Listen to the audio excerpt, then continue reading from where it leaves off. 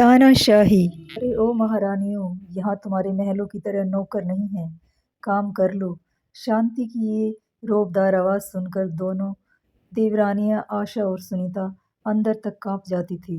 जरा से फुर्सत के पल भी वो दोनों एक साथ नहीं गुजार सकती थी। दोनों के पति कमल और सुशील उनके बड़े भाई रामचरण के साथ एक ही दुकान पर काम करते थे।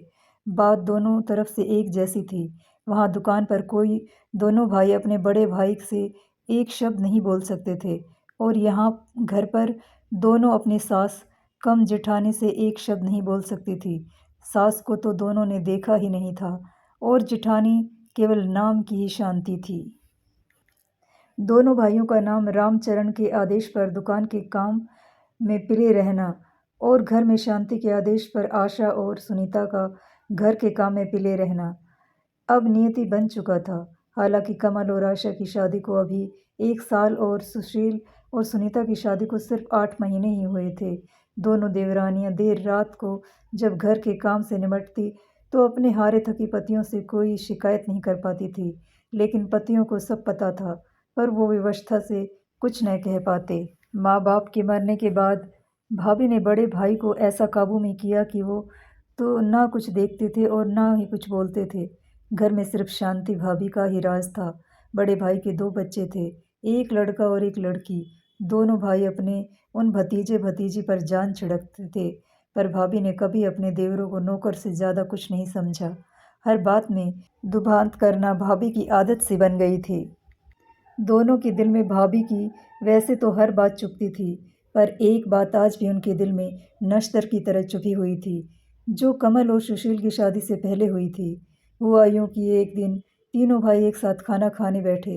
भाभी ने पहले बड़े भाई को खूब देसी घी में चुपड़ चुपड़ कर रोटियां खिलाई, और जब कमल और सुशील खाना खाने बैठे तो देसी घी का डिब्बा एक तरफ रख दिया और डालडा से रोटी चुपड़ चुपड़ कर दोनों भाइयों को खिलाने लगी।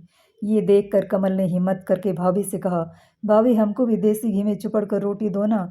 बड़े भाई को तो आप देसी घी में रोटी देती हो।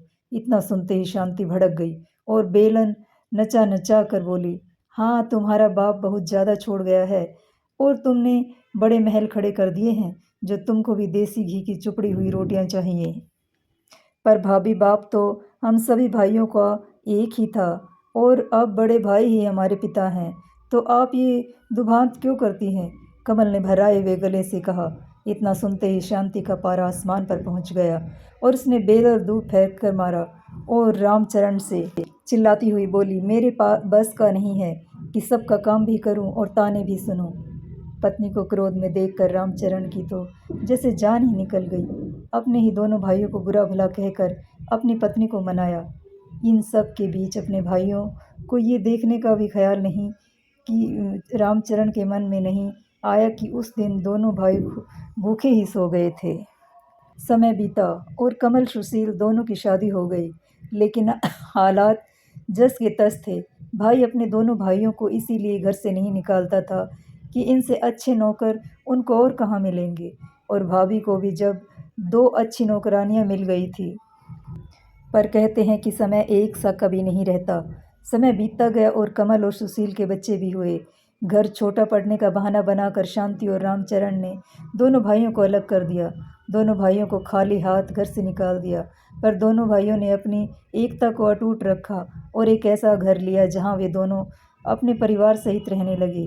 भाई के व्यवहार से भी दोनों का मन खट्टा हो गया था, और दोनों भाइयों ने अलग अलग नौकरी कर ली और सुखपूर्वक अपने परिवार में मगन रहने लगे। शांति खुश थी कि दोनों भाइयों को बिना कुछ दिए सब कुछ उनका हो गया। समय अपनी गति से चल रहा था। एक दिन रामचरण और शांति के बेटे का भी विवाह हो गया। शांति बड़े अरमानों से अपने बेटे के लिए बहू लेकर आई थी। शादी में बड़े भाई ने अपनी पत्नी प्रेम के चलते अपने दोनों छोटे भाइयों को न्योता नहीं दिया था। इधर कमल और सुशील ने अपने भाई भाभी से रिश्ता तो नहीं तोड़ा था, पर वो रिश्ता अब ऐसा था कि जैसे बिना खुशबू के फूल, लेकिन अपने किए का कर्म सबके ज़रूर सामने आता है, और ये शांति को जल्दी ही पता लगने वाला था। समय ने करवट ली। रामचरण अब बीमार रहने लगा था और ज़्यादातर घर पर ही रहता था। दुकान अब बेटे ने संभाल ली थी। एक दिन बेटा खाना खा रहा था और बहू बड़े प्यार से खूब घी चुपड़ चुपड़ कर अपने पति को रोटियां खिला रही थी। शांति रामचरण के पास बैठी हुई थी, ये सब देख रही थी। बेटे के खाना खाने के बाद रामचरण खाना खा रहा था और शांति उसके साथ ही बैठी हुई थी। बहू रोटियां बनाकर रामचरण की थाली में रखती जा रही थी। रोटियां नाम मात्र की ही चुपड़ी हुई और जली जली सी बन रही थी। पर कहते हैं कि ना, बंदर कितना भी बूढ़ा हो जाए, गुड़ की मारना नहीं छोड़ता। और इसी नीति के अनुसार शांति ने कड़क कर बहू से कहा, क्यों री, ये रोटियां कैसे बना रही है? तेरी माँ ने क्या ऐसी ही रोटियां बनानी सिखाई है? बस इतना सुनना था कि बहू रानी रसोई से बेलन लहराती हुई आई और शांति पर बरस पड़ी। देखो सासू माँ, मेरी माँ पर मत जाना। और रही बात मेरी माँ ने क्या क्या सिखाया है, तो उन्होंने जो सिखाया था वो सिखा चुकी। अब मुझसे बात करो। और क्या हो गया जो जरा सी रोटी जल गई? खा लोगे तो कुछ नहीं हो जाएगा। जो सारा दिन अपना हाथ पैर हाड़ पेले रहता है, दुकान पर उसका ध्यान करूं या इनका जो सारे दिन घर में पड़े रहते हैं?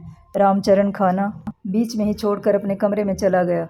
दूसरे कमरे में ये सब सुन रहे बेटे को चुप देखकर शांति बस भगवान से ही प्रार्थना कर रही थी कि ये दिन देखने से पहले वो मर क्यों नहीं गई। मेरे देवर और देवरानियां थी जिन्होंने आंख उठाकर भी हमें भैया भाभी को कभी नहीं देखा। जवाब देने की तो बात बहुत दूर रही, और आज मेरी बहू ही। उस दिन के बाद शांति की आवाज़ तो जैसे चली ही गई। जैसा बहू और बेटा चला रहे थे, उसी तरह ही जिंदगी को चलाने का शांति और रामचरण ने समझौता कर लिया। शांति की तानाशाही को अब विराम लग चुका था। शांति अब अपनी देवरानियों के बीच उपहास और दया का पात्र बन गई थी। घड़ी घड़ी पुरानी बातों में खो जाना अब उसकी आदत बन चुकी थी। सबका किया हुआ एक दिन सामने आता है, इसलिए सोच समझकर हमें किसी का अपमान करना चाहिए। कहानी कैसी लगी ज़रूर बताएं, कमेंट बॉक्स में लिखकर ज़रूर बताएं। धन्यवाद, शुक्रिया दोस्तों।